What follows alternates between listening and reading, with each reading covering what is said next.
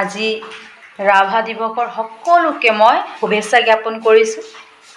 তো ৰাভা দিৱসত আজি মই এটা ৰাভা সংগীত আগত গাবলৈ বিচাৰিছোঁ দুহাৰীমান। কেনেকুৱা লাগে নিশ্চয় জনাব।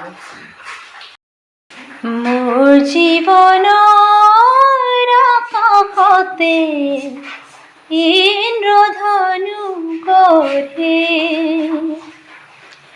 মোৰ জীৱনৰ আকাশতে ইন্দ্ৰধনু গঢ়ে, সাত ৰঙেৰে মীনা কৰা মৰমৰে তৰে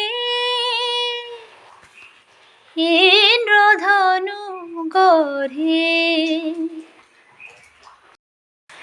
মোৰ জীৱনৰ আকাশতে ইন্দ্ৰধনু গঢ়ে,